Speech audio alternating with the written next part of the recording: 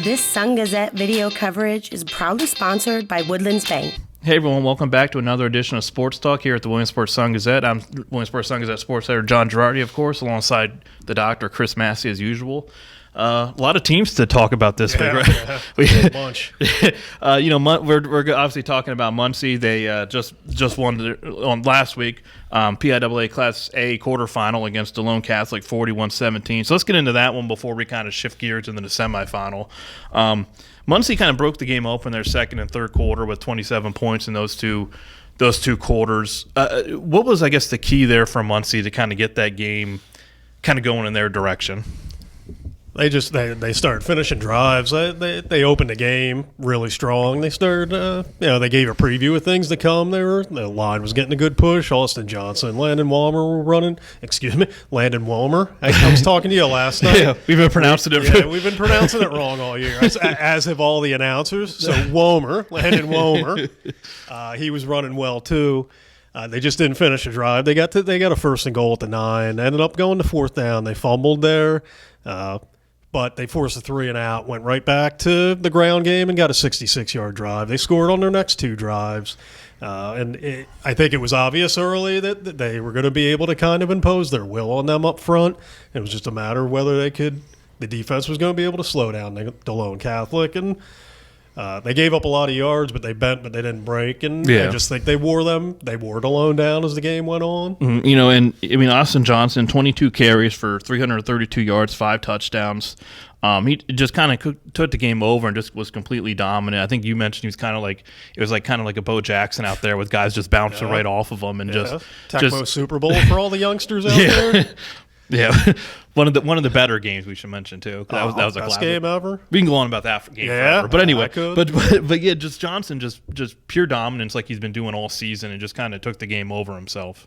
Yeah, he's always been good. Obviously, he's the only area back to ever have 1,000 yards in all 4 seasons in high school. But that's crazy too that no one else is with Bragalone but not all of them play freshmen. Yeah, and Bragalone didn't play at all. Didn't play period his freshman year.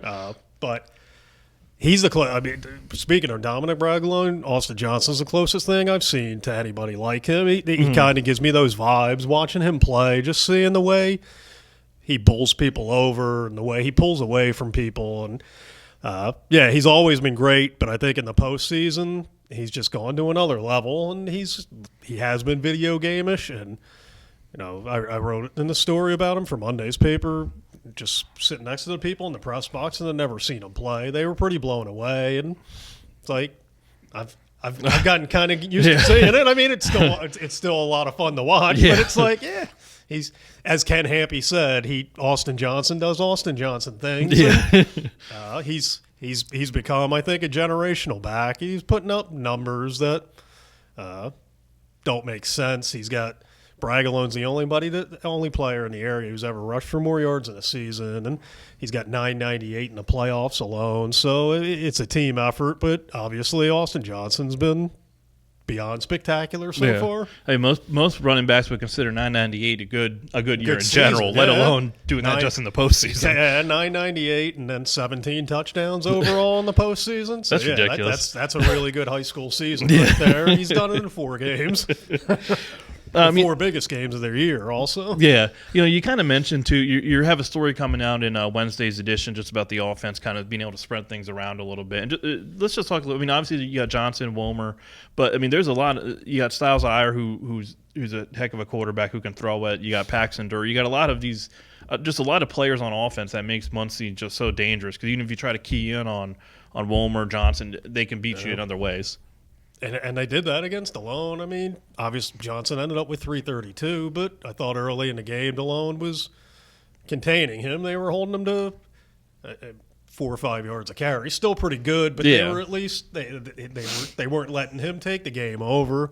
And I think Muncy threw a couple of passes. Durr caught a couple of first down passes. Wilmer caught a first down pass, and they just shook they spread them out a little bit. They weren't they couldn't just put 10 in the box and just go after Austin and say we're going to stop Johnson and Wilmer in the ground game.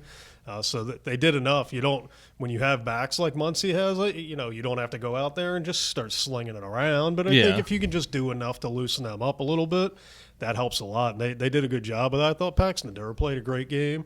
He had 3 first down catches. Even at the end of the half, they ended up not scoring.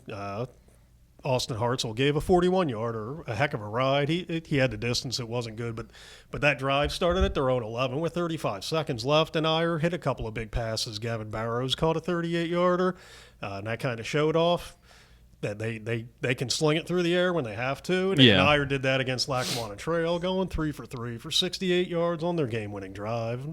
So, it kind of reminds me of that South 2014 team where you have that special player. They had Bragalone, Muncy's got Austin Johnson, but they also have, South had John Peters, Riley Thomas, Tyler Schoenwolf. Muncy has Landon Wilmer, Paxton Durr, Gavin Barrows, Cam Cameron's a great tight end. So a lot of different guys that can do things. Yeah. Obviously they get Bishop Guilfoyle here on Friday at Lock Haven University at 7 p.m. for kickoff. Bishop Guilfoyle won the District 6 title, and last week beat Westinghouse in a rout, 56-15. Obviously Muncy's going to be in for a tough one against Bishop Guilfoyle. We were talking the other day, Chase Kissel, their quarterback, 3,154 passing yards and 37 touchdowns to just 7 picks. Obviously the offense kind of runs through him, and Muncy I think has to come in knowing you can't let him beat you with his arm. Yeah, they're loaded. They put up a lot of points. He's got over 3,300, but they can run the ball too. I can't remember his first name now. Consigliero. Torrin. He's got over 1,000 yards rushing, and then Alexander Hamilton Gates. It's Hamilton Gates, but I like putting the Alexander in there. Ironically, he's a dual threat. But he's got ridiculous numbers on top of 700 yards rushing. He's got over 1,500 yards receiving. Yeah, 18 rushing touchdowns, 18 receiving touchdowns. Sometimes I should take notes, but they have another receiver that has over 700 yards. So that they're kind of like Muncy. They've got some studs, but they also have a versatile offense that can do damage a lot of different ways. That's. They kind of mirror Muncy, like you said, in that regard, that they both have kind of playmakers that can kind of do a lot of things. But I guess if you kind of have to break this one down, what's the key for Muncy if they want to get to that state championship game? Well, they're going to have to play their best game of the season, but defensively they're going to have to. They got to play the pass better than they did against DeLone. DeLone ended up with 306 yards and missed on a couple of throws. I think a couple of drops, things like that. And as good as their quarterback was, as good as DeLone is as a team, Guilfoyle's better. So you can't get it. They're going to have to find a way to tighten that up. While at the same time, they got to be disciplined in what they're doing. When they rush the passer, they're going to have to be disciplined because Kissel has over 400 yards rushing, so he's a mobile threat. They're going to have to play a great game offensively too. They're going against a great defense that's got speed and size. So Sean Tetro always says they focus on themselves and do what they can do, and it's the right approach to have.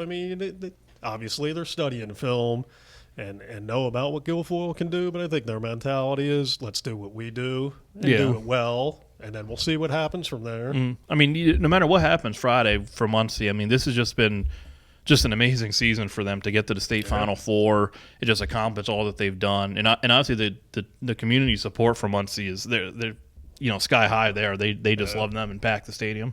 Yeah, they had a pretty good crowd there at Cedar Cliff, which was 2 hours away. So I think at Lock Haven, they're going to have an even bigger crowd for that one. And they're like a lot of the communities around here. I think when their teams do well, especially at this level, they show their support in a big way, and that helps. The players have talked about it throughout the playoffs, how much that helps them. Looking up and seeing the big crowds. And Dom Gardini, who had what I thought was the play of the game when he made a hustle play and forced a fumble that changed the whole game. He said afterward, it's an awesome feeling when you make a play and you hear the crowd behind you. It gives them a lot of confidence. So that means a lot to them. And like you said, I mean, it's a historic season. They've never made it this far. They've got the most wins in program history. The seniors have more wins than any class in Muncy history.